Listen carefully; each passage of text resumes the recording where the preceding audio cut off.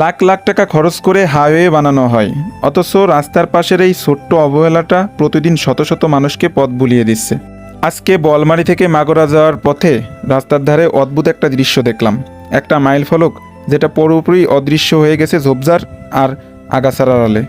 দূর থেকে মানুষ তো দূরের কথা, কাছে গিয়েও চেনার উপায় নেই এটা একটা মাইল ফলক। অথচ এই হাইওয়ে দিয়ে যারা অপরিচিত তাদের জন্য এই পাথরগুলোই একমাত্র ভরসা। ভাবলাম দেখি তো পরিষ্কার করা যায় কি না। কাজটা কিন্তু মোটেও সহজ ছিল না। গাছগুলো অনেক বড় আর শক্ত হয়ে গিয়েছিল। কাঁচি বা দাঁত দিয়ে কাটতে বেশ ঘাম ঝরছিল, হাতের তালুটাও একটু কেটে গিয়েছিল, কিন্তু মনে হচ্ছিল কাজটা শেষ করতে পারলে অন্য কারো একটু উপকার হবে। পরিষ্কার করতে গিয়ে রাস্তার পাশের দৃশ্যগুলো বারবার নজর কাড়ছিল। মাঠের পর মাঠ, সবুজ ফসলের সমারোহ।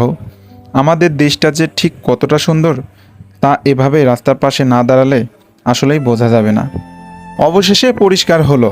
যখনই দেখলাম মাইল ফলকটা এখন দূর থেকে স্পষ্ট দেখা যাচ্ছে, সব ক্লান্তি এক নিমিষেই উধাও হয়ে গেল। ছোট্ট একটা কাজ, কিন্তু দিন শেষে তৃপ্তিটা অনেক বড়। আপনারা সবাই এমন ভালো ছোটোখাটো কাজ করতে পারেন, এতেই আমাদের দেশটা আরও সুন্দর হয়ে যেতে পারে। আমাদের এই ছোট্ট প্রচেষ্টা যদি আপনাদের বিন্দুমাত্র ভালো লেগে থাকে তাহলে অবশ্যই একটা লাইক, কমেন্ট এবং শেয়ার করার অনুরোধ থাকলো।